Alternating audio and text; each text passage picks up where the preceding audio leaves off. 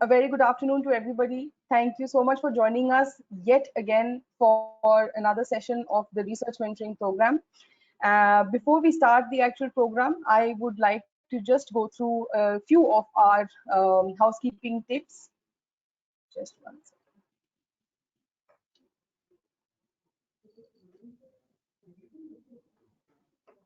In case you have any questions, please let us know.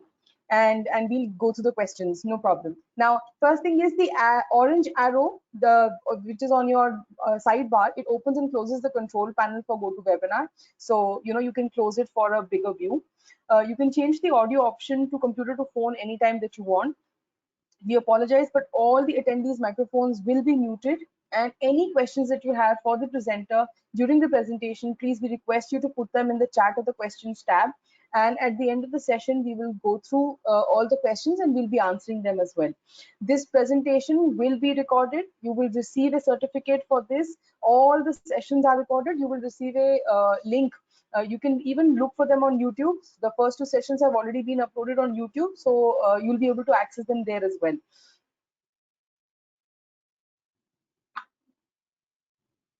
Yes, and Ms. Anika, I really request you to invite today's speaker. I'm Dishala Kanpal, the Marketing Manager for Emerald Publishing. I sincerely welcome you all, and ma'am, I welcome you to please introduce the speaker for today.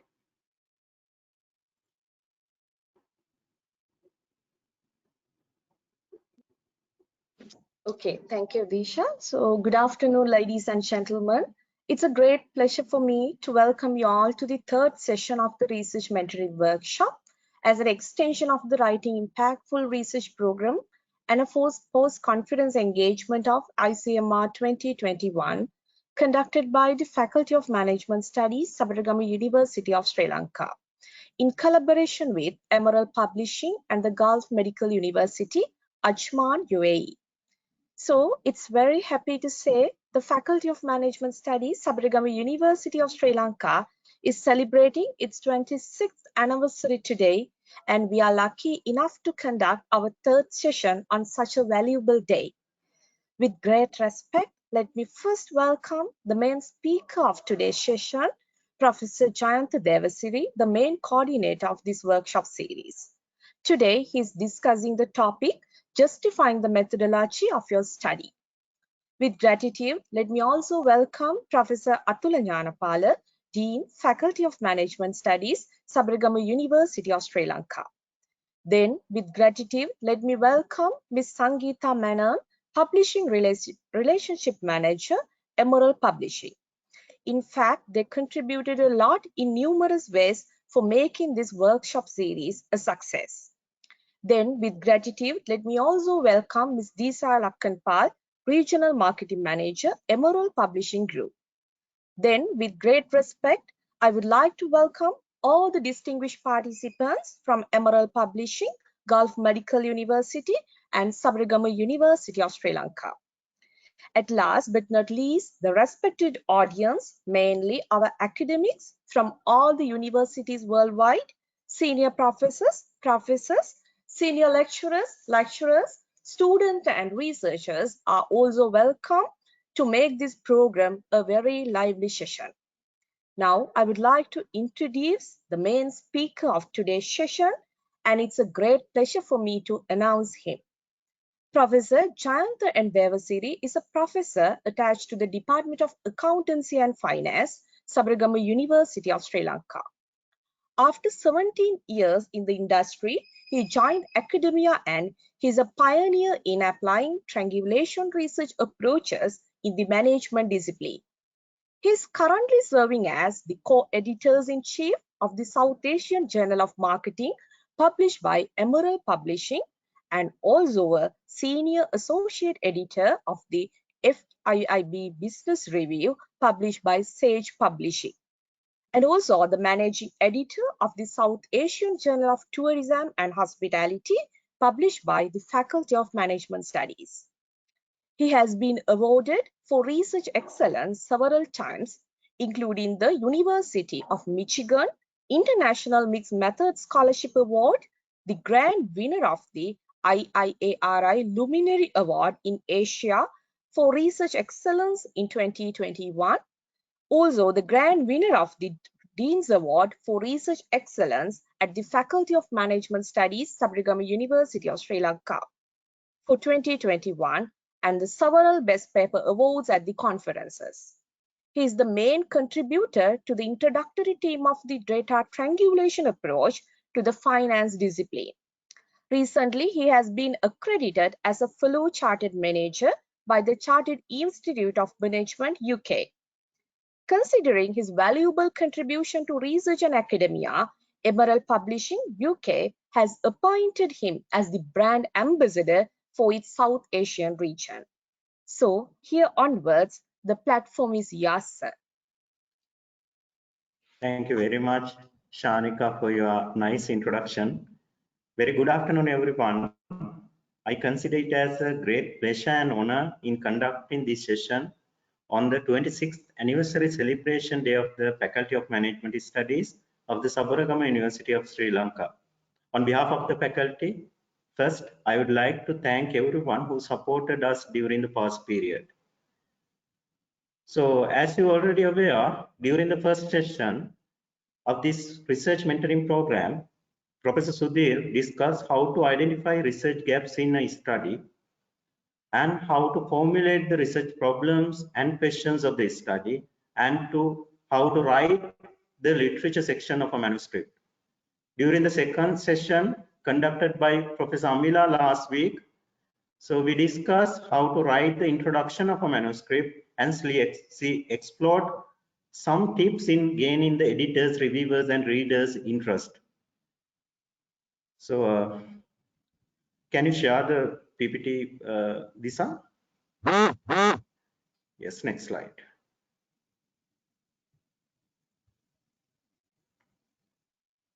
Next slide, please.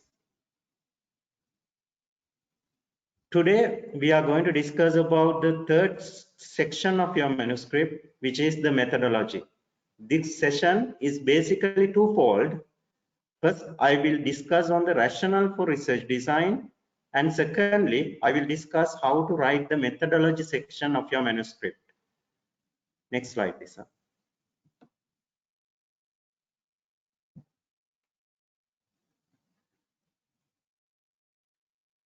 So I would like to first start with what do you mean by a research design, because we need to discuss the rationale for each research design.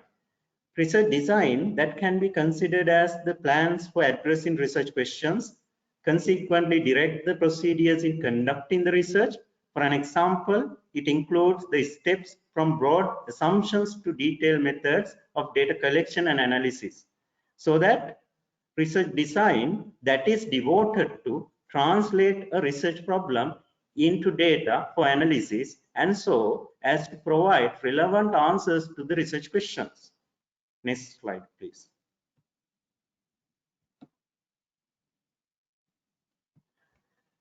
So as you can see on the desktop, there are different components of research design. So first, we have to define the information needed. You need to be specific on what information needed. So we are going to discuss the information on 5 Ws and 1 H when we are discussing how to write the manuscript during the second phase of this session. Then you have to be specific on the overall research design as well, whether the research is exploratory, descriptive, or explanatory, or causal phase of research. Here, what we are going to do is we are going to link the research questions to research choice, research strategies, and research approaches in the research onion. So as you are already aware, research choice, that is basically whether to proceed with mono-method or multi-method or mixed method, or whether to proceed with strategies like survey strategy, case study, phenomenology. So those are the strategies. So we do have broader research approaches such as induction and deduction. So here what we are going to do is we are going to link our research question to the research choice, strategies, or research approaches in the research onion. That is essential when we start the research methodology section. So in addition to that, the research design that consisted with construct measurement in a quantitative study. So if you are conducting a quantitative study, you already aware that construct measurement, construct validation, that is essential. In addition to that, if it is a quantitative study, development of the questionnaire, that is essential. For a qualitative study, interview protocol, that is essential. If it is a mixed method study, so both qualitative and quantitative aspects are there, interview protocols, and along with questionnaire, that is needed. In addition to that, next we need to have, basically, we need to specify the sampling process and the sampling size. Here, so what is the population? You have to determine the population. Then you have to select the right sample, sampling technique, sampling size justification. So that information should be there under the research design. In addition to that, you have to be specific on the data collection, how the data is collected, that should be mentioned in the research design. Last, you have to develop a plan for the data analysis based on the models you mentioned in the research design. You have to have a plan in your mind how to conduct the data analysis. Next slide, please.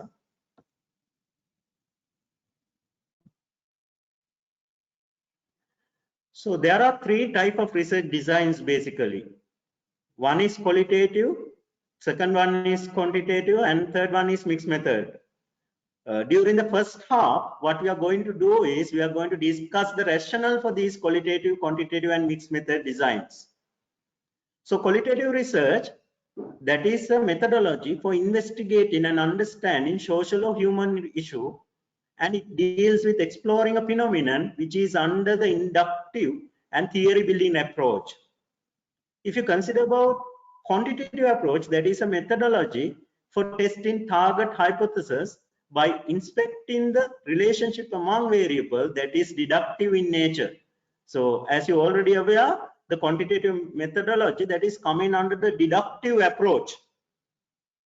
So these variables thus can be estimated regularly on instruments so that numbered information can be broken down utilizing statistical approaches in quantitative approach. If you consider the third one, that is mixed method design, mixed method research, that is a way to deal with the request, including gathering both quantitative and qualitative data, coordinating the two types of information, and utilizing particular plans that may include philosophical presumptions and hypothetical systems.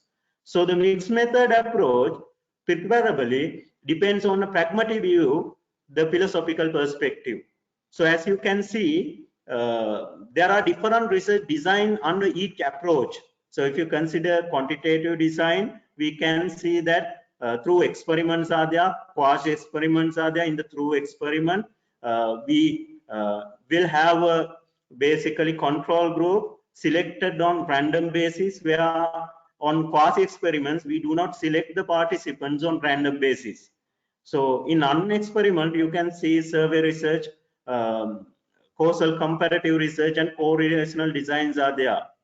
So I think you're aware about survey research and correlational design. So causal comparative research, that here researchers compare two groups or more. This comparison is basically performed with respect to a cause that can be the independent variable which has already occurred.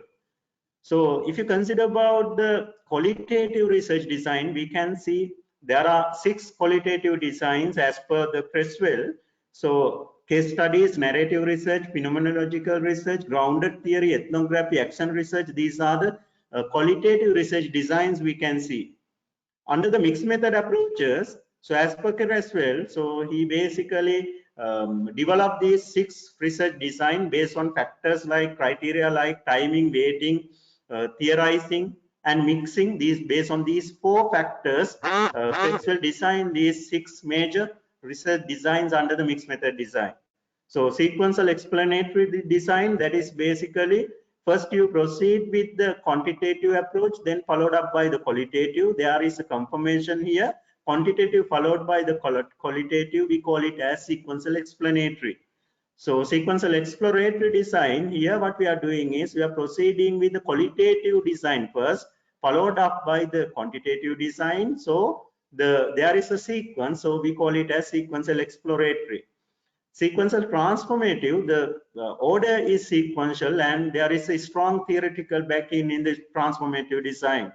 In the concurrent triangulation strategy, what we are doing is we are having both qualitative and quantitative approaches, data collection and analysis that is happen on a concurrent basis. So concurrent embedded strategy, one data collection and analysis play a major role, whereas other approach that play a supplementary role in the embedded strategy. So concurrent transformative, so the data collection and analysis of both qualitative and quantitative occurs at the same time, but there is a strong theoretical backing under the concurrent transformative strategy. So these 6 major designs were designed based on 4 major factors, that is timing, weighting, theorizing and mixing. But I would like to highlight that there can be some mixed method designs developed by other researchers based on these factors, because if you consider about these 4 criteria, so the outcome is not 6, it can be more than 6. Next slide, Disa.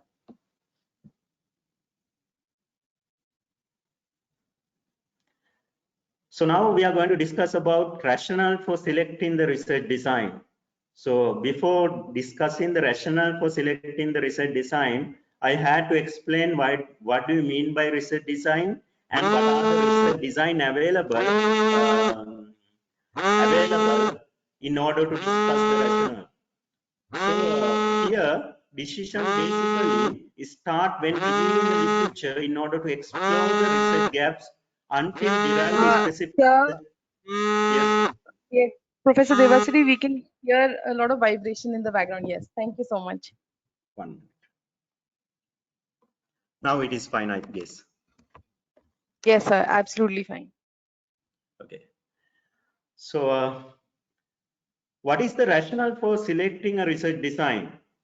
So the research decision often start with the reviewing literature in order to explain the research gaps, and then it is possible to derive specific research questions or objectives. So research questions or objectives mainly guide which research design to select. In addition to the research problem, research interest, competency, experience of the researchers, and also the resource availability and audience that play a significant role in the selection of the right research design. So first, I would like to discuss the 3 areas which we have discussed, that is researchers' experience, competency, resource availability, and audience as per the rationale. So then, as the next step, we are going to discuss how research questions or objective guide the research selection, guide the selection of a right research design. So if we consider about research on experiences, on preparations, on interest and competencies matter when selecting of the methodology. So as you already aware, most of you tend to select the methodology based on your experience, interest and preparations. So most of the time you tend to change your research questions or research problem in line with your preparations, interest or experiences or competencies you do have. So an individual prepared in specialized logical composition and quantitative aspect, acquainted basically with quantitative journals, would doubtlessly pick the basically quantitative design. So in addition to that, researchers who appreciate writing in artistic way or leading individual meetings or mentioning very close objective facts may incline towards the qualitative designs.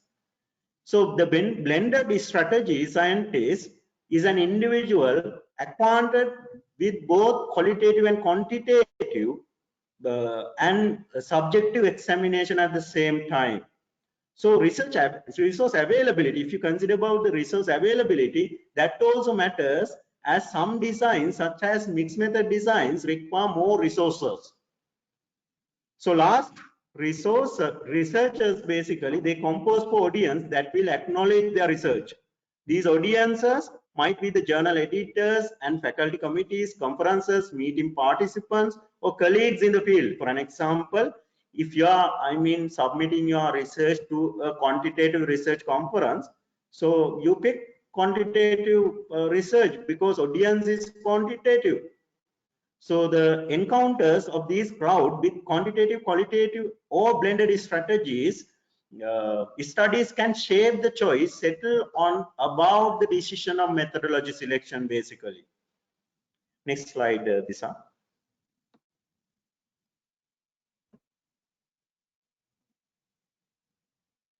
So next, we are going to discuss on the research questions that may pave the way towards the quantitative inquiry. So the research problems or questions that need a quantitative inquiry that basically fall into 4 major categories. So it can be descriptive, it can be comparative, it can be relationship bound or historical. So we will discuss these 4 categories one by one. So if you consider the first research question type, that is descriptive questions that seek quantitative analysis on more than one variable. Usually the questions that it start with what fall under descriptive category. For an example, what are the determinants of capital structure? What are the determinants of corporate dividend policy? Can be considered as descriptively weighted research questions that need a quantitative inquiry. So as I stated, so if the research question start with what form and it basically focus on a description, so that it is coming under the quantitative research question. In addition to that, the comparative category of research questions or problems are basically to compare and or to differ one or more variables among 2 or more groups, basically. For an example, if you consider a research question like, what is the difference in level of statistic anxiety between undergraduate male and female students, that basically exemplifies the comparative nature of quantitatively bounded research problems or questions. The third type, as you can see here, that is relationship nature of the research questions. It is argued that these type of questions that include words such as relate, relationship, association, trend, influence in developing research questions or problems. So if you, use this kind of, words, relate, relationship, associate, and trend, influence, that is basically coming under the relationship nature, that is coming under the quantitatively weighted research questions. So for an example, when we investigate the relationship between liquidity and stock split initiation, so, and also if we have marketers today, influence of advertising expenditure on marketing performance. So here we are investigating the influence. So the relationship nature, quantitative research designs are suitable for those kind of research questions. So the last type, that is historical type of research questions. So historical type of research questions objectives that are to predict the future through past information. So believe that we can predict the future through the past information. So the impact of lagged dividend payout on current dividend payout policy, the past investment of research and development on current performance, those are the examples such historically based research questions are used. So here, if we have basically descriptively weighted or comparatively weighted or relationship bounded or historically weighted research questions, so that may pave the way towards for a quantitative research design. Quantitative research design. Next slide, Disa.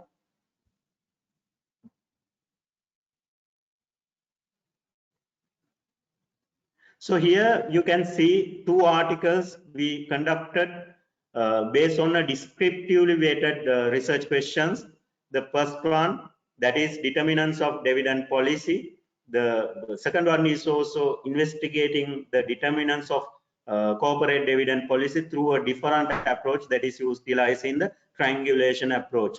Both of these research questions are basically descriptively based research questions that require a quantitative inquiry. So these two papers published in the Managerial Finance, one of the prestigious journals published by Emerald Publishing. So next slide, this one. Next, we are going to discuss about the rationale for a qualitative inquiry. Next slide. Yes, thank you. So an exploratory or qualitative study is undertaken when not much is known about the situation at hand, or not much about the phenomenon being investigated. No information is available on how similar problems have been solved in the past, and to get better understanding or clarity and insights on a phenomenon. So the research questions that have qualitative leanings discourse basically on how and what questions. You could remember that we discussed what research question, what form, under the quantitative aspect as well, but it is descriptive in nature. Here the difference is so this what form, that basically that is going to explore something new. So in addition, the research questions which start with the why word are required in a qualitative inquiry that deals with human interactions. I would like to highlight that the qualitative research designs are evolving, that is open-ended, and that is non-directional. And case study, phenomenology, ethnography, narrative research are the main type of them. So we discussed those designs earlier. For an example, research questions such as why do companies pay dividends? How do gang leaders select gang members? What finance decisions lead to sustainability-oriented culture in an organization? And also, what does it mean to teachers to win teachers award? That require a kind of exploration, so require a qualitative inquiry since they are qualitative in nature. So here you have to remember that if the research question is start with what, and there is a requirement for exploration, and also if the research question is started with how and why, it require a qualitative inquiry. So I see major pitfalls in, designing research questions or research problems in most of the cases. So when we are analyzing or evaluating MBA research, PhD research, we can see still that, so most of the researchers, the research questions are started with why and how, but a quantitative inquiry has been placed. That is wrong. That is wrong. So there are research studies basically published. So in emphasizing linking research questions to the research methodology in the world. So one example is that Dewasiri and Prof. So they basically develop a research paper and publish. They link research questions to the research methodology. That is essential in your research as well. Further, I see a common mistake in developing research questions. Some researchers state their research questions using do, does, is, and are terms. I would like to emphasize that the researchers should not start research questions with the words of does, do, is, or are, since they are lead to yes or no obvious answers, and there is no requirement for such investigation. So you should not start the research questions using do, does, is, and are, because it leads to yes and no obvious answers. So next slide. Next, we are going to discuss about the rationale for mixed method inquiry. This is the next slide.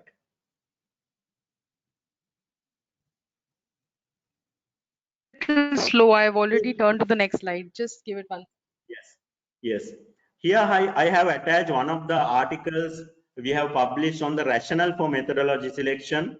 So this was basically published in the International Journal of Qualitative Methods, published by Sage Publishing. In this paper, we discuss the rationale for qualitative, quantitative, and mixed method designed in detail. So I request everyone to go through this paper, and it is freely available. So you can see the topic here, the rationale and research designs for mixed method research. So this is basically designed for finance-based research, but researchers who are in the other disciplines, they can still use this paper as a guide in order to develop your research questions. So next slide, this one.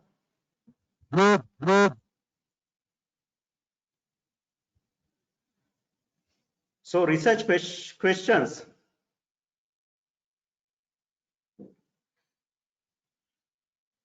That need a triangulated or mixed method inquiry are basically combined with both qualitative and quantitative aspects.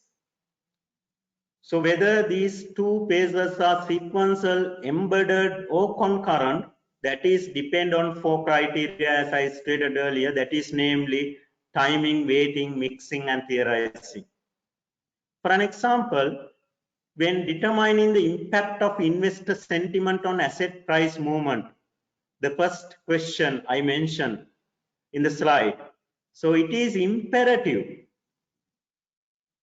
to get information about both investor sentiment that is qualitative and that is the independent variable, and stock price movement that is quantitative and also dependent variable. In the qualitative phase, the investor's overall attitude or the investor sentiment toward a particular stock price movement could be determined by developing an instrument through interviews. So we have to develop an instrument, we have to test that instrument. So with the special reference to the investor's overall attitude, that is sentiment, that is abstract in nature. This is not a concrete concept. So we can see that most of the researchers, they use proxy variables in order to capture the sentiment, but we believe that since this is an abstract concept, proxies may not reveal the truth. So then in the quantitative phase, it is possible to investigate the relationship between attitude and the level of price movements through a survey. Here the overall research design is sequential. That is because the qualitative phase is followed by the quantitative phase. Here we first proceed with the qualitative phase in order to develop the instrument for the investor sentiment. Further, it shows that a higher weightage is given for the qualitative phase because we have to develop an instrument that requires instrument development and testing at least through a mixed method inquiry. So here the factors such as timing, qualitative followed by the quantitative, and weightage supported in determining the suitable research design that is sequential, exploratory in nature. So qualitative followed up by quantitative, that is sequential, exploratory, which I mentioned in the research design side as well. So there are research questions that needed a sequential explanatory design as well. So if you consider the second research this question which I mentioned here, that is what is the difference in perceived barriers to reading empirical research articles between graduate students with low level of reading comprehension and high level of reading comprehension? So here a sequential explanatory design is needed. Why? Because first we have to administer a test of reading comprehension. So we have to determine what is the level of reading comprehension. Rank these comprehension scores, and then only you can purposefully select students who are high level. So then we can interview them using a purposive sampling method. Here the first approach is quantitative, using a quantitative test in measuring the reading comprehension. And it is followed by the qualitative approach in order to determine the perceived barriers to reading empirical research articles. Hence, it requires a sequential explanatory design, which can be considered as quantitative approach followed by the qualitative approach. So if you consider the third research question, that is basically how management decide the payout policy and what factors affect the decisions. So the third research question, that is sequential transformative. This can be investigated in a sequential manner, but there are theories, ample theories explaining the dividend policy, starting from signaling, then free cash flow theory, then agency cost theory. There are so many theories, more than 12 to 13 theories. So theories play a vital role here. So it can be a sequential but theoretical aspect that plays a crucial role. We can consider it under the sequential transformative design. So here, by looking at this, you can see that there is a rationale behind the selection of the right research design based on the research question itself. So research questions that will guide the right selection of the methodology. So we discuss both qualitative, quantitative, and mixed method designs now. So next, we are going to discuss about what about the other triangulation approaches. What is the rationale? So here there are other triangulation approaches such as data triangulation, investigative triangulation, theoretical triangulation, and multiple triangulation. So I would like to, explain a bit with a special reference to these triangulation approaches as well. So data triangulation, that is use of two or more type of data sources in a single study. Here, these two or more data type, it is similar type. For an example, so if you are doing a qualitative inquiry, you can conduct both in-depth interviews and focus group interviews at the same pace. So in one hand, you collect the in-depth interviews, and on the other hand, you collect data on focus group interviews or case study method. So then you can triangulate this data at the time of data analysis. So you can triangulate the data and you can discuss the comprehension. So you can have a confirmation with regard to these two approaches. So if you consider the case study and along with the in-depth interviews or in-depth interviews with focus group, both are similar type of data sources. So this method basically Densin emphasized this method as a within the method triangulation. So data in similar type is being triangulated. Data triangulation that can be happen on people, time, and space on these three aspects. So you can triangulate the people, respondents, having different respondents in your research study. You can have a time triangulation. You can have different time periods. So here the focus is not the longitudinal studies, because the reason is that the purpose of longitudinal studies in order to have a confirmation or a phenomenon being investigated pre and post investigation, that result will focus on something else. But with regard to the triangulation here, time triangulation, focus is in order to have a kind of a confirmation, but the objective is different. So investigator triangulation, that is basically use of more than two investigators, data analysis, data collectors, and so on. So you can have investigator triangulation and use of multiple theories in order to have multiple theoretical lenses. So you can have theoretical triangulation in place. So if you are going to use more than two triangulation approaches in a single study, so JIC emphasized that multiple triangulation is possible basically. So with regard to this, each approach, there should be a rationality. So if you consider data triangulation, so the rationale can be in order to have confirmation or a phenomenon, in order to enhance the comprehension, in order to have a high completeness over the findings, in order to increase the validity and reliability of the findings. So those can be the rationale behind the selection of this approach. So if you consider about the attached paper here. In this paper, we have discussed the determinants of dividend policy using a data triangulation approach. Here, the rationale, if you consider, so if you think about determinants of dividend policy, if you investigate these through a literature survey, you will realize that there is a kind of a contradiction, not only in the different context, but also in the similar context, there is a contradictions over what are the factors affecting dividend policy.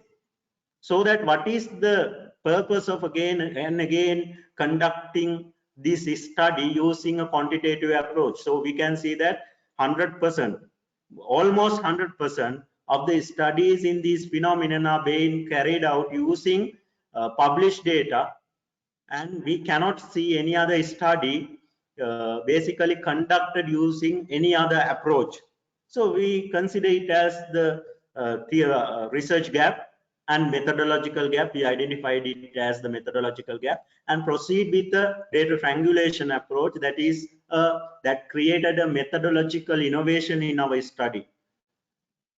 So if you consider about the investigator triangulation, assume that your study has some investigator biases. How to minimize that? You can triangulate. You can have multiple investigators in place, and you can analyze the findings based on investigator bias. That is possible. So theoretical triangulation, most of the time, most of the researchers, they proceed with theoretical triangulation, but they do not emphasize that we use theoretical triangulation. That is a major serious flaw I see in most of the researchers. So researchers use theoretical triangulation, but they do not emphasize that we have a novelty. We have used theoretical triangulation. The purpose is not emphasized, and so on. Next slide, Lisa. Next slide.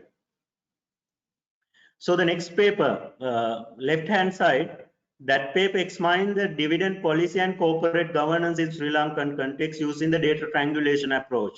And it was also published in Qualitative Research in Financial Market, published by Emerald. Here also we see a contradiction of the findings, not only in the different context, but also in the similar context. Hence, we proceeded with data triangulation in order to have a single consensus within a single study. So that there is a methodological innovation. This is the first study that investigated these two phenomena using the data triangulation approach.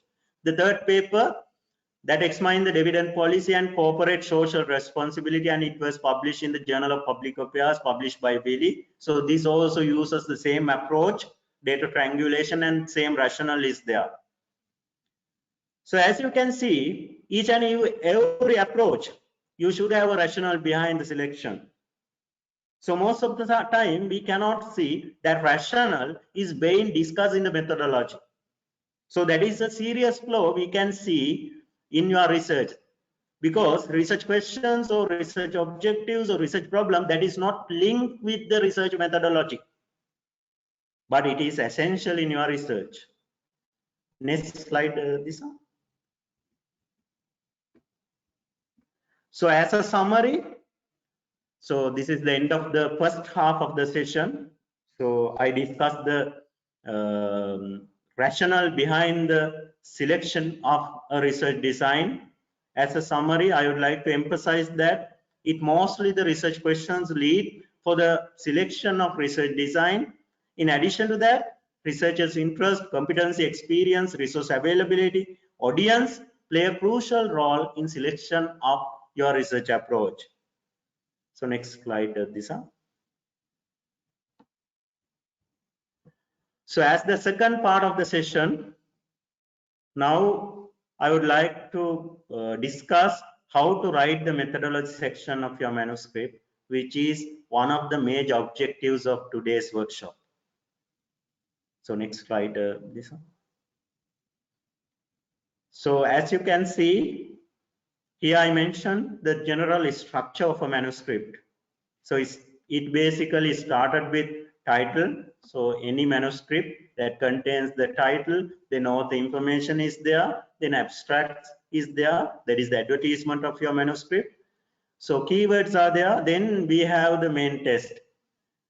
So during the last 2 weeks, we discussed about the introduction and literature. Now, today we are going to discuss about method section, how to write the method section. Then in upcoming weeks, we are going to discuss research and discussion, conclusion, implication. And finally, we are going to discuss how to write the abstract. And as the last session, identifying the right journal for your manuscript. So this will be a detailed program where we are going to discuss each and every section of your manuscript. So in addition to that, you can have acknowledgement, references, supplementary materials as appendix in a manuscript. Next slide, Disa. So now we are going to focus on the method section or methodology. So method section, that is the most important aspect of a research paper, because it provides the information by which the validity of a study is ultimately judged. Therefore, the authors must provide a clear and precise description of how an experiment was done and the rationale for the specific experimental procedures chosen. That is essential. So the purpose of the method section is basically twofold. That is to explain how the study was done in enough detail to enable its replication. And second is to provide enough contextual detail in order to enable readers to understand and interpret the results. In principle, the research methods or process should be described so that another researcher can repeat the study. That is one of the major purposes of the method section. So here, you must prove that the methodology you have chosen is robust and applicable for your study while justifying the methodology. That is essential. Next slide, Disa.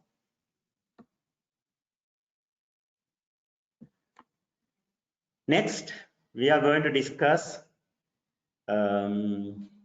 about the components of a methodology section. The methodology section, what are the major components? So as you can see in this figure, so methodology section should answer the 5 W's and 1 H of your research. So there are different approaches in writing the methodology section. So I selected the approach which I follow basically in writing the method section. So when writing the articles, I always tend to answer these 6 questions. That is based on 5 W's and 1 H. So let's discuss what do you mean by these 5 W's and 1 H. If you consider the first W, previous slide. First W, the method section should describe what was done to answer the research question. So first thing is what you have done in order to answer the research question, that should be mentioned. In addition to that, what methods you followed, what sort of methods you followed, what models were used. In addition to that, what calculations were performed to measure the concepts. So if there are calculations in order to measure the concept, that should be there in the methodology. In addition to that, what statistical tests were performed, what sort of statistical tests were performed. At last, at the methodology, you can emphasize that these tests were performed, these are the models for that.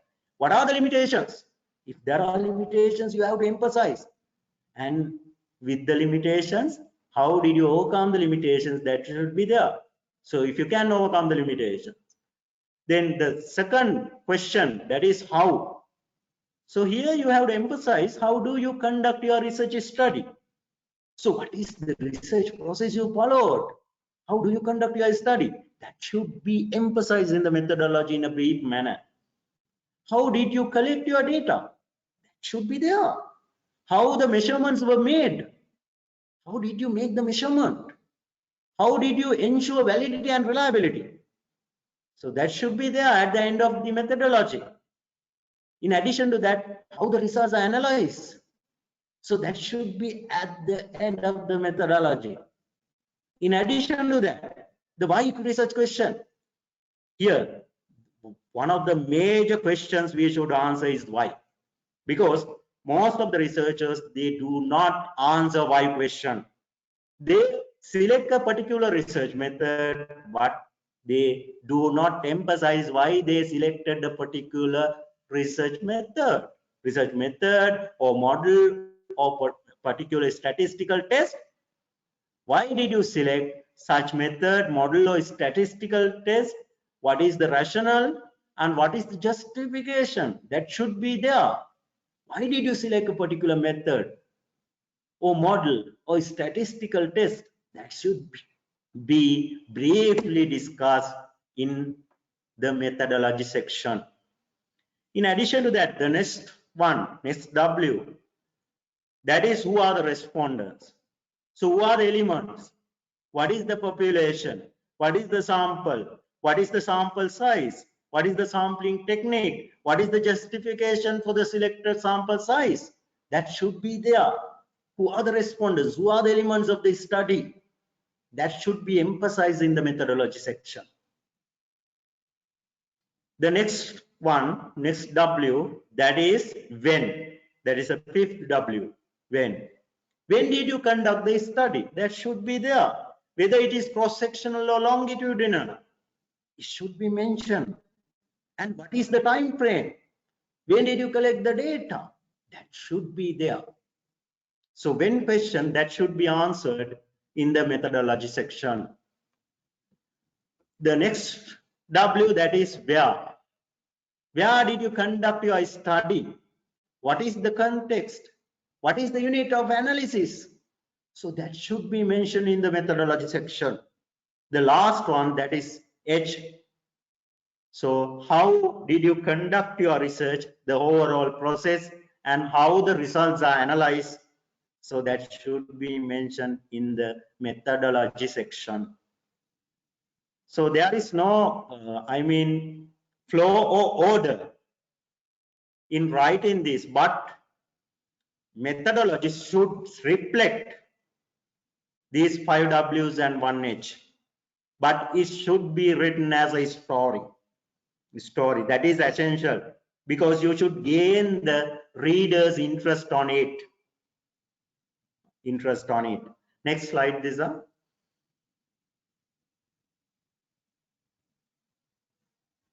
So based on the previous discussion, so we can basically state that your methodology should briefly answer these questions in a precise manner.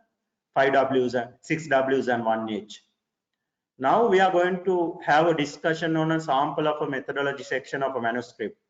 So I stated that I basically focus on these 6 W's and 1 H in writing the methodology section. Now we are going to see how I have utilized these 6 W's and 1 H in writing your methodology section. Lisa, can you share the first research paper? Yes, 1 second, please.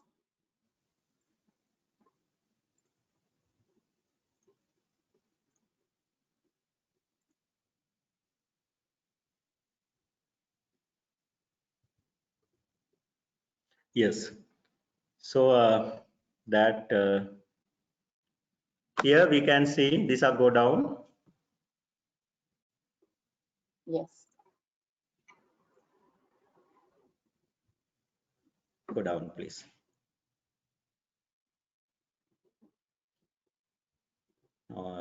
Further down. First, yes. So here I need to see the comment here. Here originality and value. So this study is the first to use governance indices both in terms of survey and market-based data in order to examine the relationship between corporate governance and dividend policy. This is the paper which we have published in Qualitative Research in Financial Markets. So here we emphasize on the methodological innovation of our study. So let's look at the methodology section now. Go down this methodology section. Go down. Further down? No, up. Start point of the methodology. Go up, go up. Research further. methodology. Yes. Here, if you look at the first sentence, our study combines both survey and market data using data triangulation approach to investigate the relationship between corporate governance and dividend policy. Here we discuss on basically, give me a minute, what was done to answer the research question and what methods you followed. So here we answer, so what was done in order to answer the research question, what is the relationship between this and this? So that is a relationship nature question, quantitatively weighted, you can remember. So what was done to answer the research question? So we have followed a data triangulation approach using both survey and market data. So method is basically triangulation approach in order to examine the phenomenon. So the second thing, it also uses historical market data between 2010 and 2017 and survey data obtained in 2018 in a single study to reflect the triangulation. Here, this one, the second sentence, that is basically when this study is conducted, time horizon, when question W, next W. So using both data type and time versions of data triangulation provide greater confirmation, competencies, validity than using a single method. The third sentence, that provide what is the rationale? Why triangulation? Why triangulation? What is the rationale? So we have given the rationale here. So if you go through the next part, so here you can remember that this study was conducted using both secondary data and also the survey data. Secondary data in the sense that data obtained from financial statements of the listed organizations here at the Colombo Stock Exchange. So the secondary data, first sentence, the source of the secondary data is the data library provided by Colombo Stock Exchange. Here we discuss basically where did you conduct your study? What is the context? So what is the unit of analysis? We emphasize those. So the unit of analysis is the organizations listed at Colombo Stock Exchange. Of the 296 CSE listed firms, the sample excluded 81 firms as suggested by Farmer and French. So here rationalization is there. Who are the respondents? What is the sample? What is the population? So highlighted this up. Yes. So why the sample is, yes, why the sample is reduced? What is the justification for the selected sample size? Where did you conduct your study? So in addition to that, what is the context? What is the unit of analysis? All the questions are answered in this paragraph. Go down, go further down.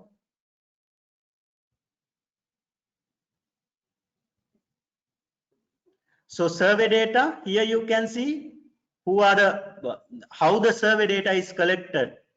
Data, how we collect the survey data. When data is collected, what is the data collection process? What did you basically conduct your study? Where did you conduct your study?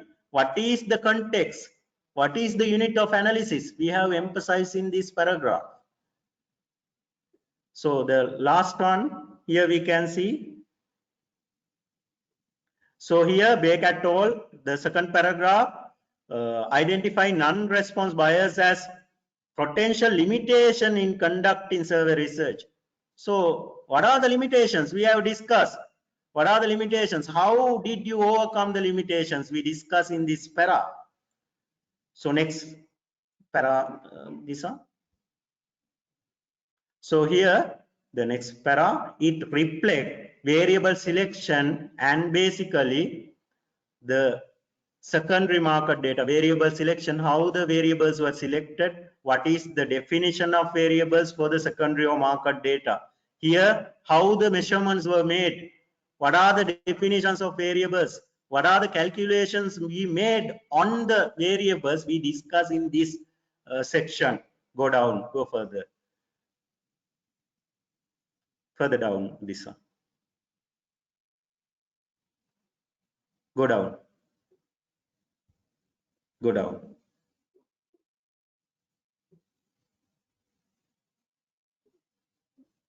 So here we go up, please. Go up.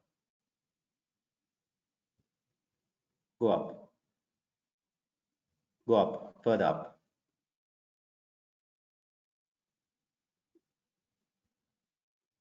So here, Further up. yes. So this selected paragraph, it shows how did you ensure the validity and reliability in your survey study. So we discussed the limitations. How did you ensure the validity and reliability? What are the techniques you use? We discuss these things. So go down.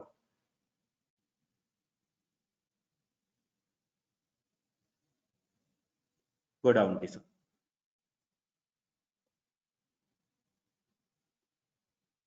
So I will share this research paper along with the PPT. You could have a better understanding on writing the methodology section. Can you open the second paper, Disa? Second paper. Yes, second one. So go up. So I can remember that last time when Professor Amila was conducting her session, so one of the participants asked a question on how to have a methodological innovation in our study. So in order to answer that question, I would like to have this research paper. So this paper that investigates the dividend policy and corporate social responsibility published in Journal of Public Affairs. So here what we have done was, we basically initially searched the literature on dividend policy and corporate social responsibility. Then we have done literature classification on what are the methodologies or strategies followed by the previous researchers in investigating these two phenomena, that is dividend policy and corporate social responsibility. So then after conducting the literature classification on the methodologies applied in the previous studies, so we realized that 100% of the previous studies relied on secondary data in determining these two phenomena, in investigating these two phenomena. So we emphasize that corporate social responsibility, in determining the corporate social responsibility, it is impossible to use, it is not fair to use investment on corporate social responsibility as a proxy to explain the corporate social responsibility. The reason is that corporate social responsibility, that is an abstract concept, so that we emphasize that no any other studies conducted using different approach in investigating these two concepts. So we proceeded with data triangulation approach, utilizing both survey data and also the published data in financial statements, and have a kind of a triangulation in order to have a confirmation over the phenomenon. So here methodological innovation is achieved after analyzing of the research approaches of the previous studies. You can do the same thing. What are the research strategies or research approaches used by the previous researchers? Do such an evaluation or classification on literature and identify. You can see, if you investigate two phenomena, you can see 75% of these studies conducted using quantitative survey, then 20% is based on quantitative published data, 5 based on qualitative data. There are no studies using mixed method approach. So then you should have a rationale in conducting this. So the research questions should be developed in line with that, So then you can identify whether there is a gap, not only with regard to the broader methodologies, but also with regard to the particular research models or methods or statistical methods you use. So you can do the same classification of analysis. So for an example, if you consider about, propensity to pay dividends, that can be captured by yes and no answer. So whether we are going to pay the dividends or not, yes and no. So that is binary in nature. Scale that is dichotomous. So there are two responses for the dependent variable. So what are the factors affecting this decision? So in order to investigate this, by looking at this, so we should have a model which is suitable for binary variable as the dependent variable. So you will realize that. So you have to analyze what are the approaches or statistical methods followed by the previous researchers. Do a classification, do an analysis, and justify their selection. If there are weaknesses in their selection, so have it in your study. So these previous studies has these weaknesses. So we are going to reduce these weaknesses by applying this new approach or new method. For an example, the propensity to pay dividends, yes or no, you can investigate using probability model. So in investigating the literature, you will realize that most of the researchers use probit model. So so if you are going to use the probit model, there should be a justification. So if you are going to use a novel method, there should be a justification, and you can proceed with a novelty. So first of all, you have to analyze what methods, what statistical techniques, what models, what methodologies were performed by the previous researchers in order to find a gap. So in order to have a methodological innovation, you should find the gap first. At the first phase, you have to find the gap. So these are, can you share the PPT now?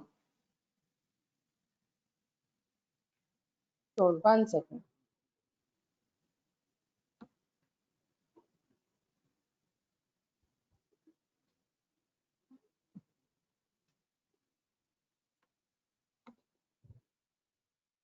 Yes, now I am going to discuss some tips for the methodology section. So the methodology section should capture a brief methodology on what and how did you conduct your research. It is essential here to discuss the rationale of the selected methodology or methods. So as we discussed earlier, the details should be in summary form, because you cannot go for lengthy discussion in a methodology section.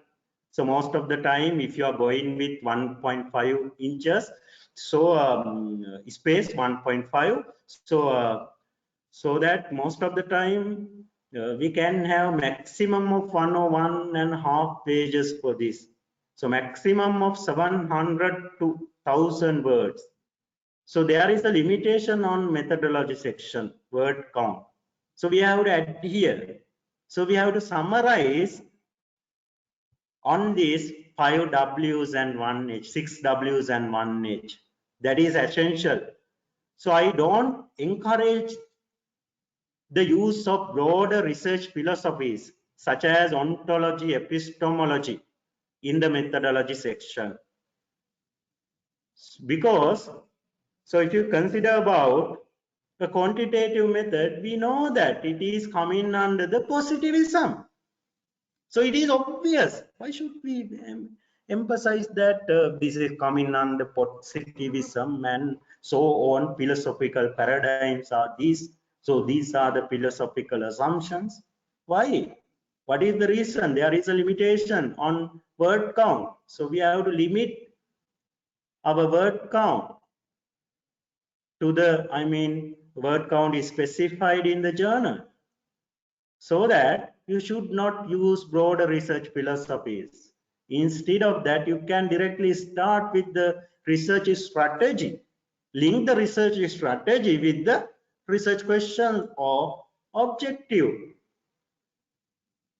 So still you have to highlight the method you followed here, the sample size and technique, the data collection procedure, and how you overcome the biases, if any. You have to highlight those things.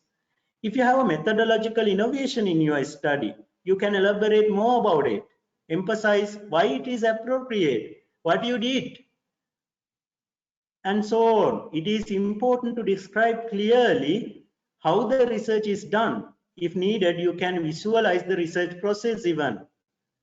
So in addition, you can include more justifications as appendices. So if necessary, for an example, in qualitative research, you can add interview protocol, interview questions.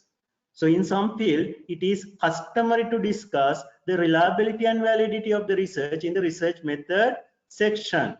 So you have to proceed with it. So the editors and reviewers criticize incomplete and incorrect methods, so that authors should be vigilant on the applied methodologies, applied methods. So the next slide, Lisa.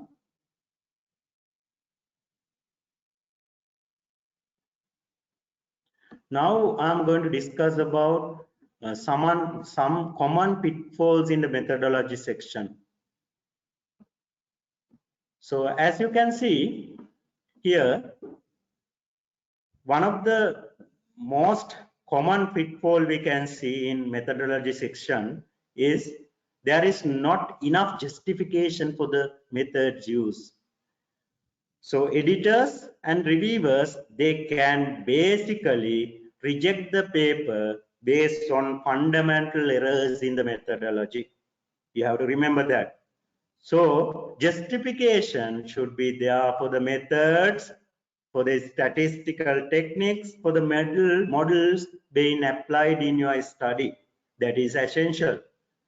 So here recommendation is that you have to justify each approach and variable. You must justify your choice of methods because it greatly impacts the interpretation of results.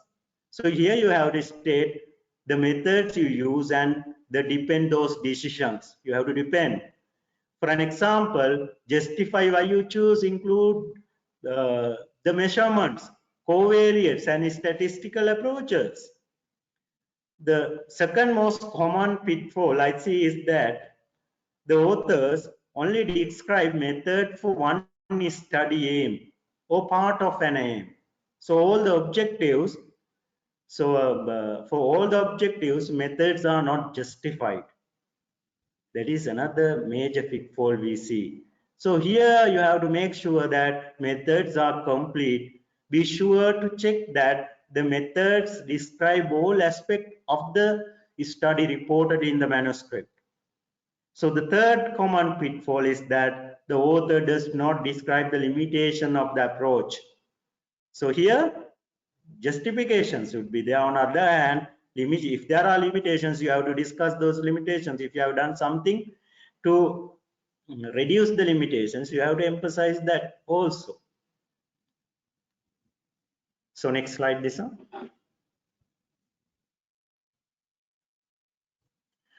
So with that, we can wind up the discussion. So today we have discussed on the rationale for the methodology selection, and also how to write the methodology section of your manuscript. I hope that you learned something out of the session today. So now I'm going to discuss, I'm going to answer some questions you have forwarded. So here I'm proceeding with a question from India: how to write the methodology. 1 minute. How to write a methodology section of SLR how many databases should be used for doing an SLR, and what is the appropriate database for SLR. So systematic literature reviews, basically for that there is a specific methodology. You can either proceed with systematic literature review based on Prisma model, based on PICO approach. So you can proceed. So the databases, so you have to select most prominent databases for this. So for an example, you can search databases like Emerald, you can search databases like Scopus, you can search databases like Web of Science. So these are the main databases. You can think about other databases such as Springlink, Taylor and Francis as well. So there is no basically specific number of articles to be used for a SLR. So that is depending on the base year and time period you are taken, and also the phenomenon being investigated. So that is depending on those factors. So the next question I would like to have, that is 1 minute.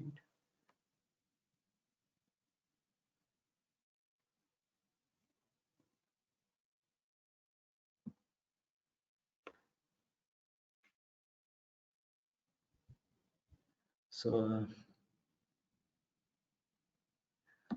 please provide with the references of the authors which I have quoted in the slide, the type of research design. So I'll share those research articles with you at the end of the session. Today or tomorrow I'll share those details.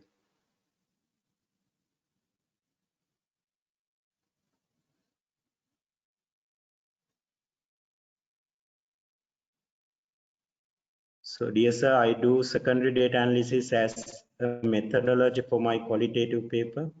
It is going to be appropriate. My second question is, what is the main difference in terms of methodology for SLR and people research? Thank you very much. So if I do secondary data analysis as a methodology for my qualitative paper, so here what you can do is you can have archival data for your qualitative paper, not the secondary data like published data in financial statements. That is basically coming under the quantitative paradigm. So you can use archival data here in order to proceed with your research. So that is basically again depending on the research questions you do have. So that is depending on that. So selection of methodology that should be based on the research question at your hand. So then next question.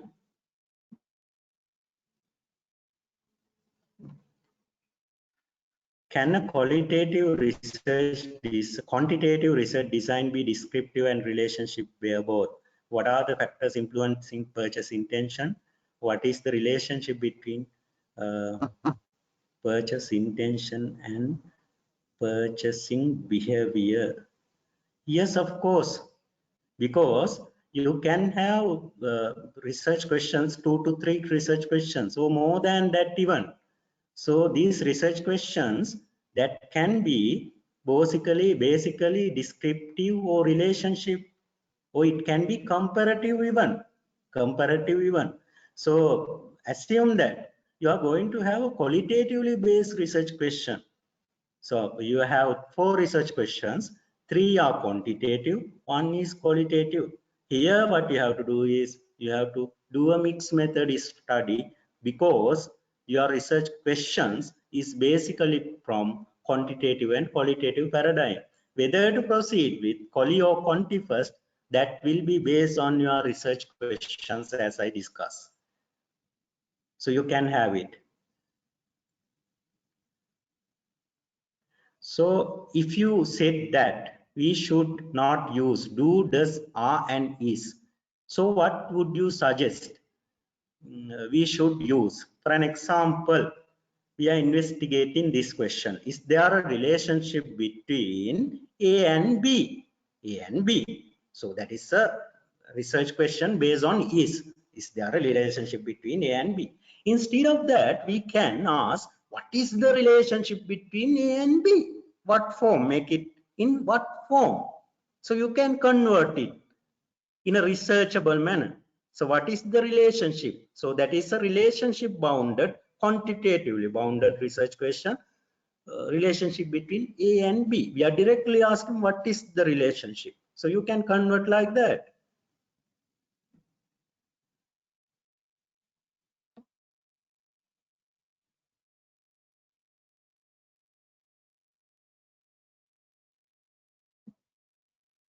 So there is an interesting question here. So I can see that this is basically asked by few participants.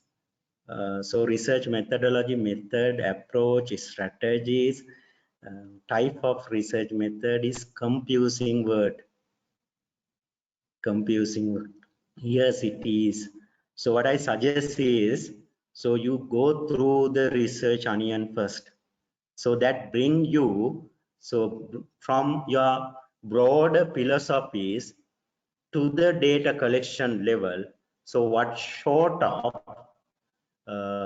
approaches are we are using? Approaches in the sense that there are only two approaches. Those are induction and deduction. In induction, what we are doing is we are going to develop theories, or we are going to explore a phenomenon. In the deduction, we are going to test the hypothesis. So there are two research approaches mainly, that is induction and deduction. After that, you can see strategies in place. The strategies are basically research designs we discuss under qualitative, quantitative, and mixed method approach. We discuss several research design. So that is a similar word for the strategies. Then we can see research choices in the research onion. So research choices in the sense that is basically whether to proceed with a mono method. Mono method in the sense that single method, either qualitative or quantitative. So mono method. In addition to that, you can proceed with multi-method. Multi-method. Here you can see the research onion. So this is sharing that. Thank you very much, Disa. So here, so approaches are induction and deduction. Here you can see the 1 minute. Research approaches are there: inductive, deductive, and abductive. Then methodological choices are there. I discussed qualitative, mixed method, and quantitative. So research strategies are there. So this is a wrong one, Disa. So methodological. Shall I share the research onion? This is a wrong version. Sure, I'll make you the presenter. Okay.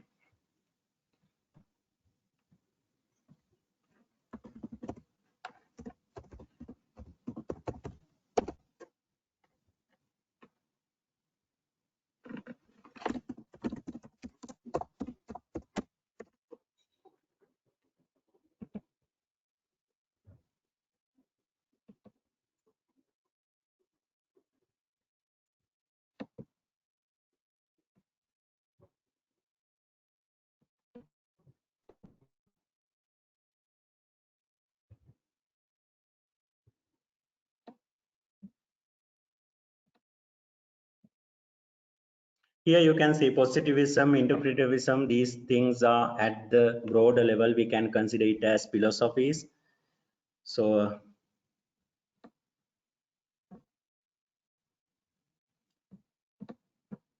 one minute. Yes, here this part. Then we do have deductive and inductive approaches, as I stated earlier. Then we do have the strategies. These are the design I discussed. It can be experiment, it can be survey, case study. So these are the strategies.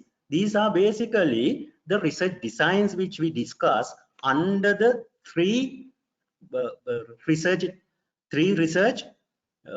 approaches, that is basically quantitative, qualitative, and mixed method approaches. So that after that you can see the research choices. Here monomethod, mixed method and multi-method. Multi-method are basically that is use of data, similar type of data, that is data triangulation. Within the method triangulation, that is coming under the multi-method. Then we can have the time horizon. Based on the time horizon, if the data collected in at a one time, so we call it as cross-sectional. If it is more than one, we call it as longitudinal. Then data collection and data analysis is happened. So how your research is in a broader perspective, how it is narrowed down to the data collection and data analysis level, that is shown in the research onion. So thank you very much for that question.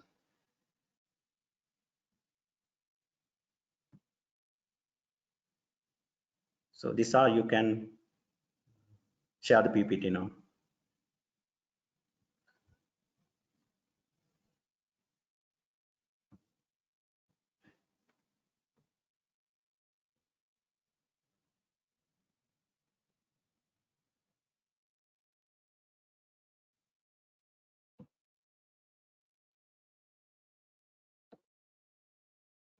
Just give me a minute.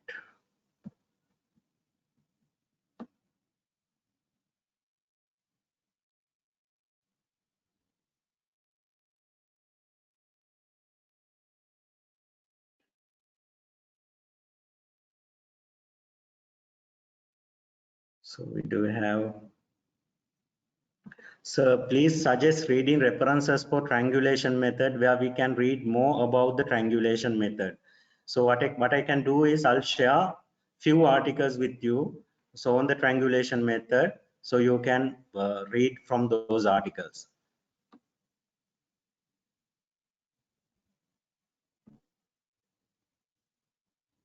So hello professor, is it necessary to include robustness test to check validity and reliability? Yes, that is essential.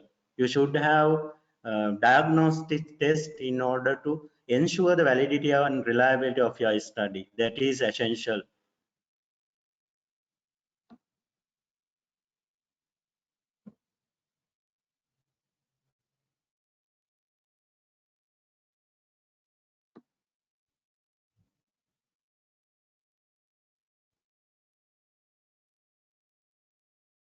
So then, so you are asking to share the record videos and all, we will do it. So what is embedded design of mixed method? Please explain it.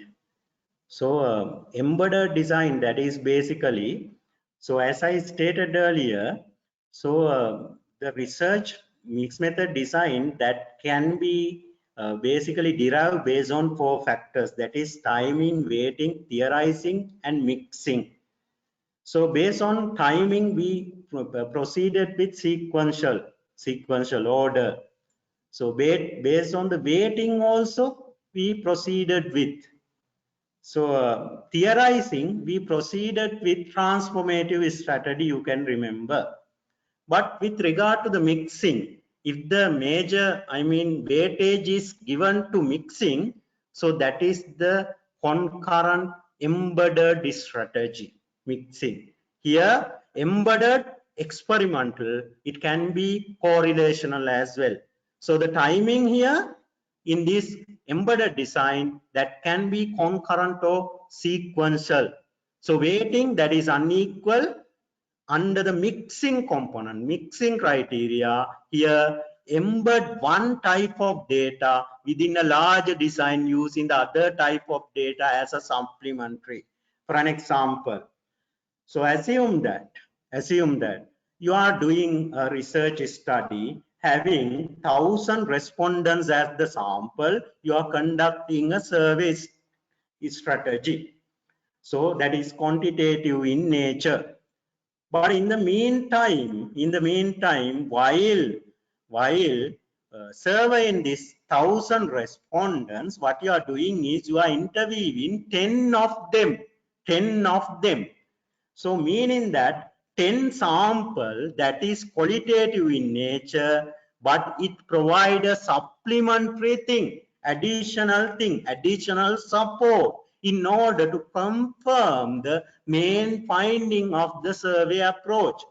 So the mixing here, that is embed one type of data within a larger design using the other type of data. So the overall strategy, that is concurrent embedded strategy. So next question. So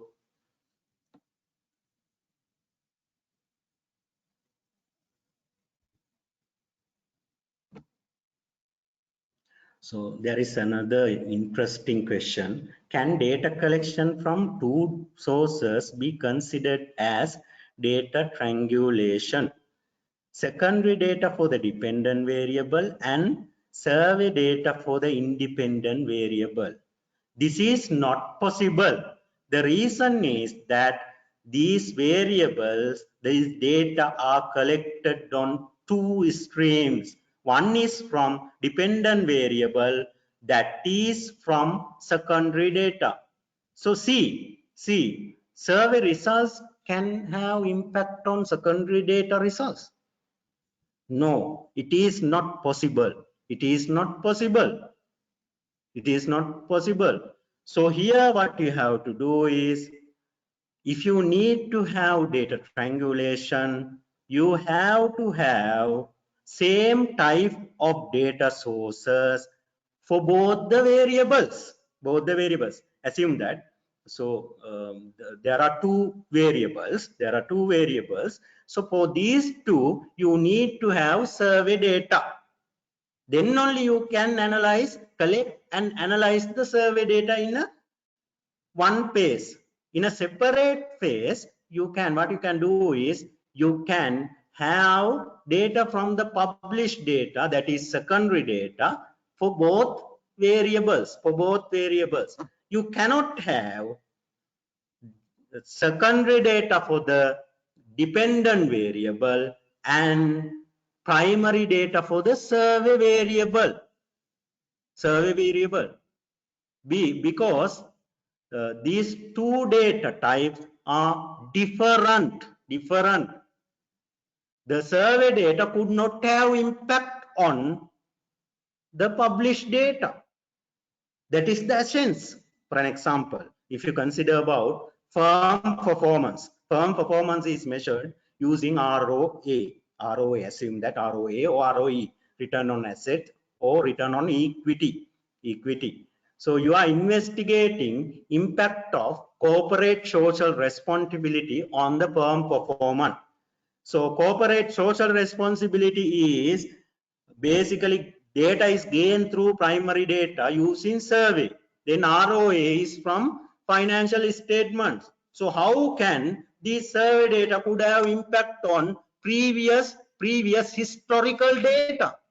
These data are historical. It is already happened. So that it could not have impact from survey data on the secondary data. What you can do is, for both variables, have the survey data using two measurements for these two variables, firm performance and corporate social responsibility. And on the other hand, you can have secondary data for both variables. Then you can analyze in two phases and triangulate the findings. I think you are clear on it.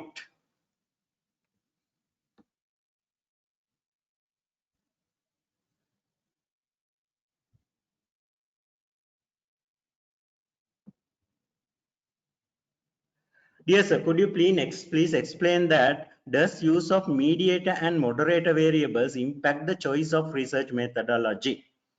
So basically not, but you have to look at the research questions.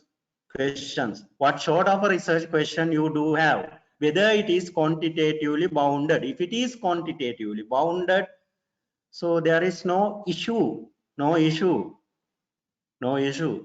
So, but if it is qualitatively weighted, so we cannot discuss about mediate and moderate. Qualitatively weighted, because if it is to be explored further, so we have to develop instrument for the mediator and moderator first, isn't it? Yes. Yes. So the choice of methodology, that is not based on mediator and moderator basically, but you have to still look at the type of the research question.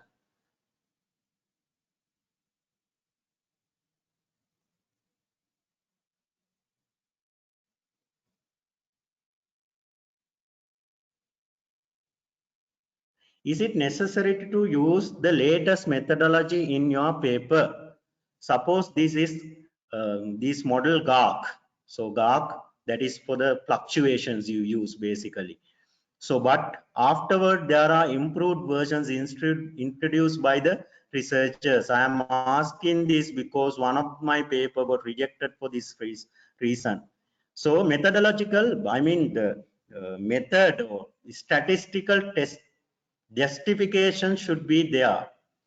So if you can justify the GARC model is suitable than the other models, so the reviewers and editors, they will accept it.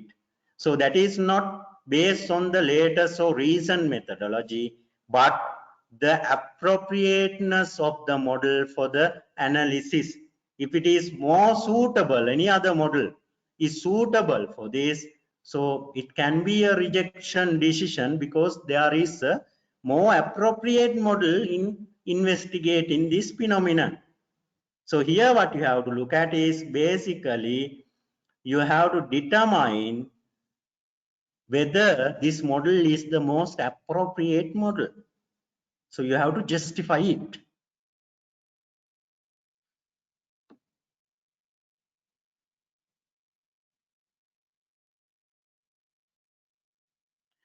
Is it required to mention the justification according to objectives in methodology? Yes, methodology should be justified in terms of questions or objectives, at least as a single sentence. But most of the time, we cannot see just that justification. The reason is that, for an example, if I mean proceeding with a quantitative journal, so the audience is quantitative, so preferably the most of the papers are quantitative in nature. But I suggest that if you can justify the selected methodology, linking your research questions to the methodology, so that is more appropriate, that is more suitable.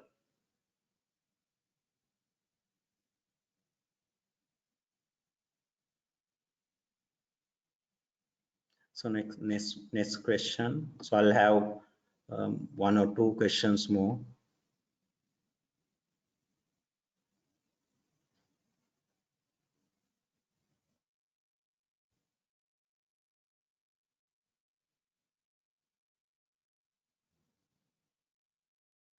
Good afternoon, sir. Sir, is it necessary to always mention the methodological gap? Can we not apply the best methodology? We suit our studies on the basis of literature review. It is not compulsory to address a methodological gap, but if you can address a methodological gap, that will provide you a kind of innovation in your methodology. So methodological innovation can be achieved. So some kind of a novelty or originality can be achieved through that research.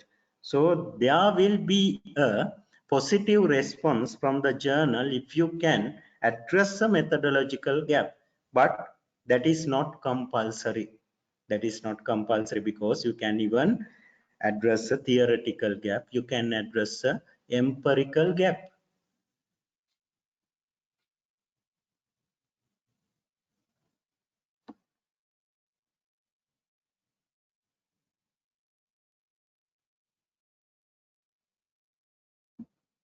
So there is another one important question, interesting question. Where should reliability and validity test on construct be carried out? Methodology or analysis section. So that is a common problem we do have in our mind. So that is depending on the journal as well. Journal as well. See, go through the journal. So most of the time what we have to do is before writing the paper, we have to go through the submission guideline of the targeted journal. So without having a targeted journal in our mind, we should not start writing a paper. So if you have a targeted journal in our mind, so go through the previous papers, previous studies, and see how they have mentioned the validity and reliability. If it is at the beginning of the analysis section as diagnostic test, so you can follow the same procedure. If not, ideally it should come at the bottom of the methodology. So I hope I answered that question.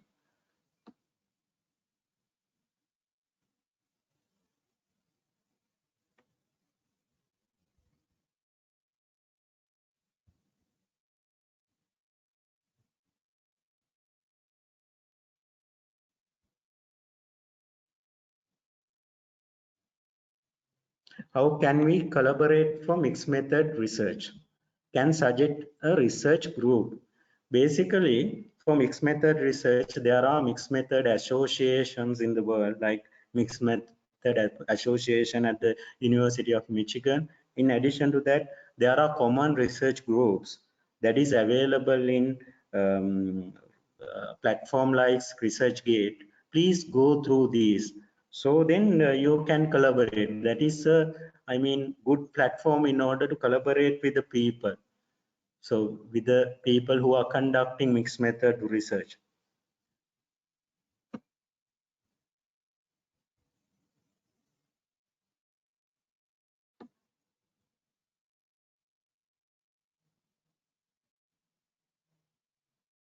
Dear sir, is there a particular rationale for selecting the number of respondents for a research article for a mixed method?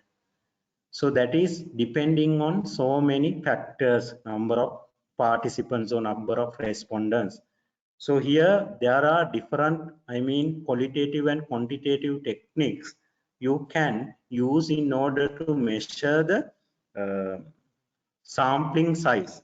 So what I can do is I'll share some of those papers which they have discussed about qualitative and quantitative techniques in order to determine the sample size.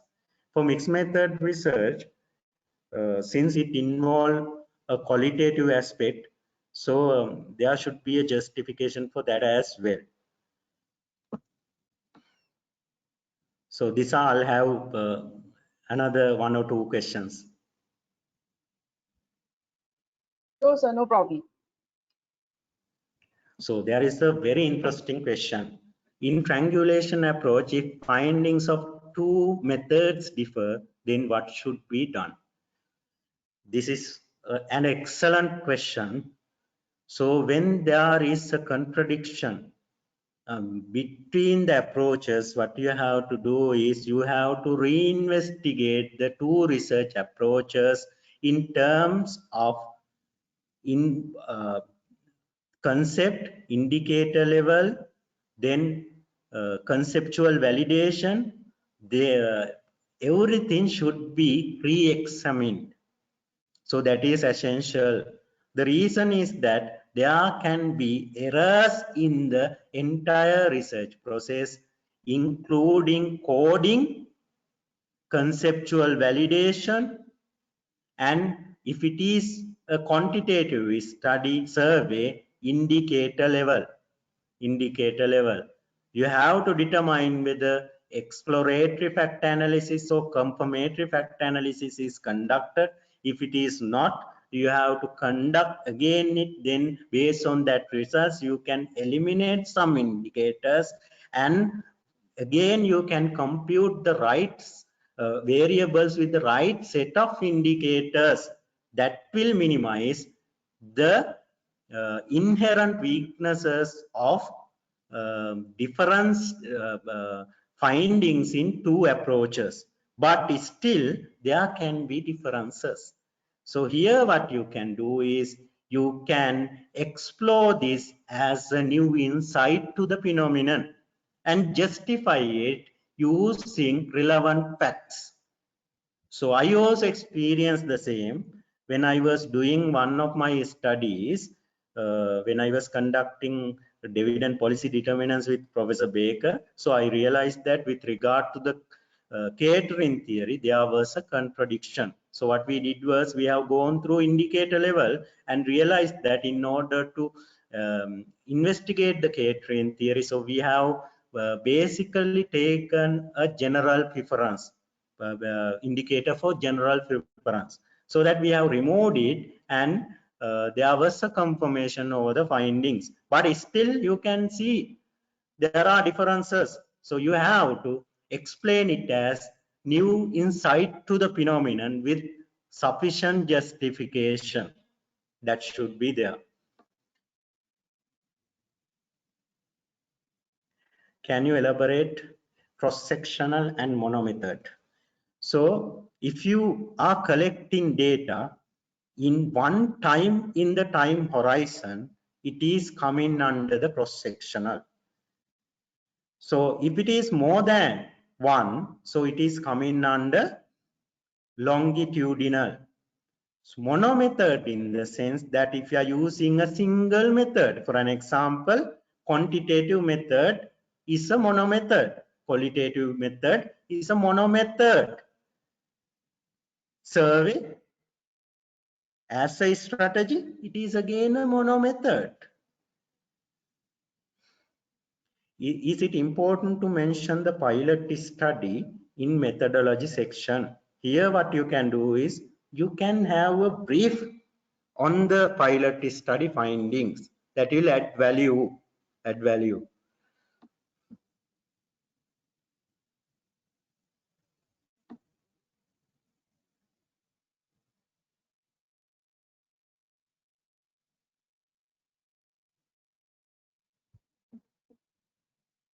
So I had listened one of the scholars presentation. He totally disagreed with the mixed method. He mentioned that cannot be done. Yes, there are two school of thoughts with regard to the mixed methodology. One is set of scholars, they stated that we cannot integrate qualitative and quantitative in a single study because there are different assumptions in these two approaches.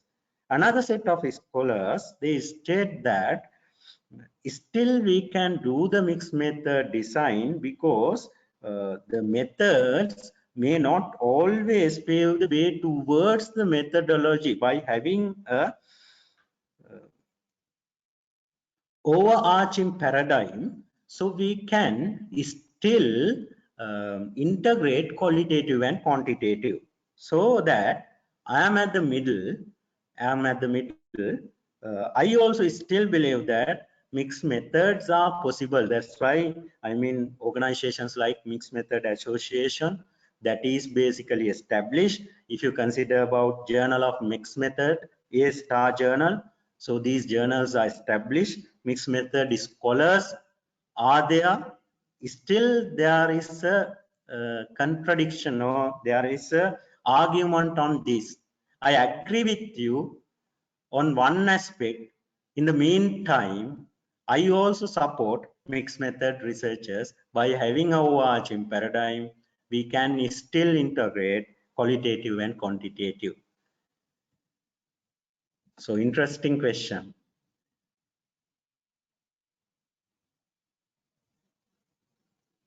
So longitudinal cross-sectional example, so I have discussed.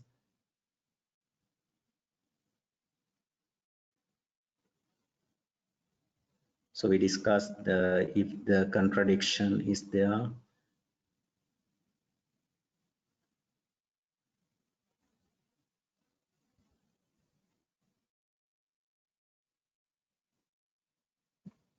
So one participant is asking, sir, please explain how data triangulation can be done in qualitative research by using in-depth customer interviews and industry specialist interviews. So I stated that data triangulation can be done in terms of person, in terms of time, and in terms of space in the sense that is context. So if you consider about in terms of persons, here you are having customer perspective and industry specialist perspective. So in terms of personal variation, you can do the data triangulation here, but two analyses that should be conducted separately in one page, then you can triangulate the findings and you can discuss the comprehension using a Venn diagram. So I suggest to use a Venn diagram when interpreting the triangulated results. In one circle, you can have for one approach, other circle you can have it for the another approach, the intersection that represent the confirmation. So the other facts, basically other section that represent the method bound findings. So you can have a comprehension using a Venn diagram. So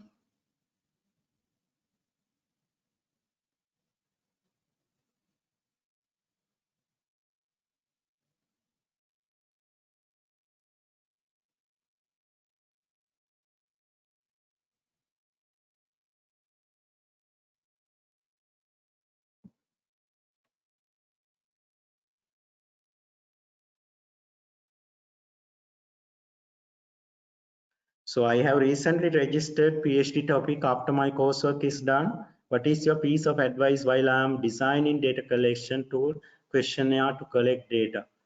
So basically, so data collection or questionnaire, if you are using a survey, so so that you have to link your research questions to the methodology. So since you are using a survey that is a quantitative in nature, so in order to have a kind of a, originality on your study, but my advice is that please go through all the research articles published in the domain, in analyzing your concept, in investigating your concept, and see what their findings. And what you have to do is you have to differentiate your findings from those of the studies in order to make the originality of your research. So that is my piece of advice.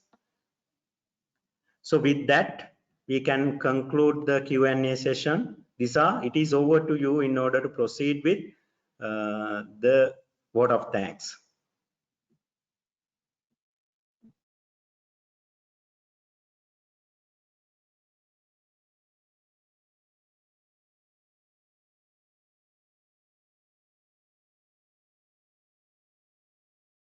Are you able to see the thank you slide? Yes.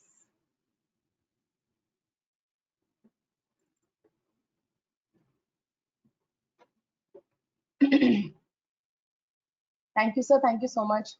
I, Vishalakan Pal, the marketing manager for Emerald Publishing, on behalf of Emerald Publishing, Gulf Medical University, and Faculty of Management Studies, Sabaragamuwa University of Sri Lanka, extend a very, very hearty vote of thanks for the main speaker of the session today, for today's session, Professor Jayantha Dewasiri.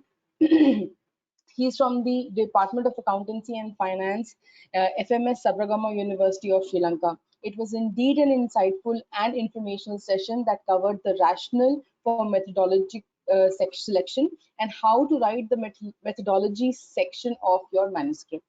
At the outset, I would like to express my gratitude to Emerald Publishing, Faculty of Management Studies of Sabaragamuwa University of Sri Lanka, and Gulf Medical University for their unconditional support in conducting this program. In particular, I wish to express my gratitude to Mr. Sundar Radhakrishnan, Vice President, South Asia Emerald Publishing, Professor Atula Gyanapala, Dean of Faculty of Management Studies, and Professor M.S.M. Aslam, Chairman of the Research and Publication Unit of the FMS Sabaragamuwa University of Sri Lanka. I would also like to express our sense of obligation for the organizing committee for the kind of guidance for this event, and also the help that we have received in strengthening various mechanisms, in particular to support rendered by Ms. Sangeeta Menon, Publishing Relationship Manager, Emerald Publishing, Professor Sudhir Rana, Associate Professor at the Gulf Medical University, for the support rendered in making this session a great success. Then also, last but not the least, I would like to extend my sincere thanks to the audience, to all the professors, academicians, faculty members, research scholars, industry participants, students, everybody who have come in, as well as the media partners, including the Sunday Observer, for this for the active participation. Thank you all once again. I would like to say that today marks the 26th anniversary of the Faculty of Management Studies from the Sabaragamuwa University of Sri Lanka. Sir, many congratulations to you, to the university, for extending such warm help to the researchers who are coming in today. Thank you so much. We all will meet again next Thursday on the 22nd of September at 12:30 Indian Standard Time. And we are going to discuss the handy tips on how to write the findings and discussion of your manuscript. I hope you all have a great weekend ahead. Thank you so much for attending. Thank you so much for your time and coming to join us for the session. Sir, thank you so much. Thank you. Have a good day, everyone. We will meet up again next week. Yes, see you all next week. Thank you so much.